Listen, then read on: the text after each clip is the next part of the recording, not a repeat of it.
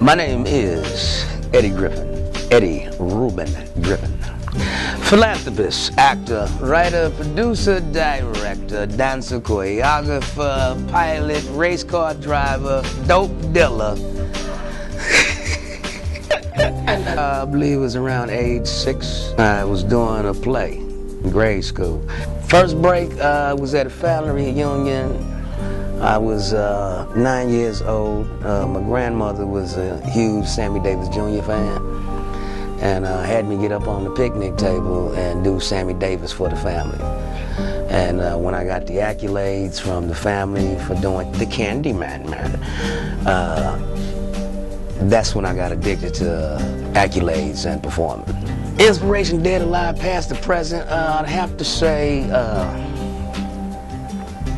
Jesus is a huge inspiration, because anybody that could walk on water, feed 1,000 people with a loaf of bread, and they still had to nail him up, you know, he said something profound, you know.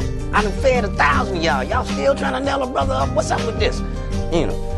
And I think that's why he ain't came back yet, because, you know, we got guns now. He's probably telling God that they got guns now. I ain't going back down there. Send Moses. He got a stick. You know. Richard Pryor, of course, is a huge influence in my life, and spent 17 years with Mr. Pryor. Had a father-son relationship with the brother. Dr. Cosby.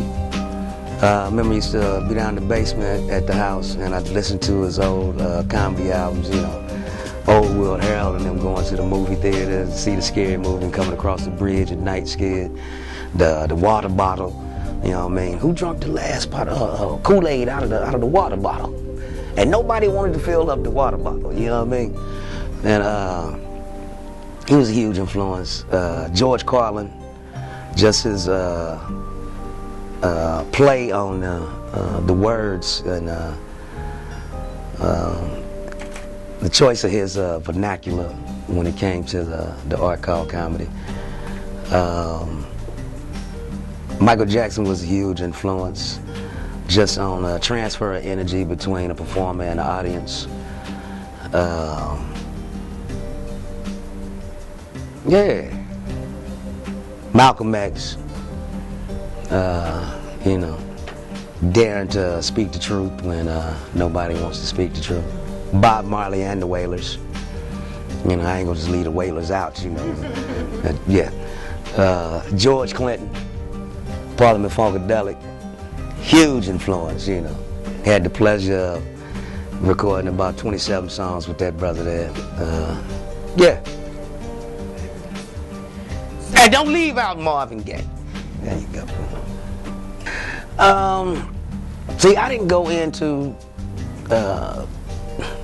is it my responsibility to become a positive role model to the next generation? When you ask me the prior questions, I was inspired by them not because they were positive role models, but because they were great at what they did, and they loved what they did, and they believed in what they did. I think we have a problem nowadays where we're trying to turn artists into parents. You know, in the past, art emulated life. We are now living in the first generation where life is emulating art, you know, which is sick. So, no, I'm not your role model. You had them kids, you raised them. I ain't letting you raise mine, so why I gotta raise yours? Get home and do your job as a parent.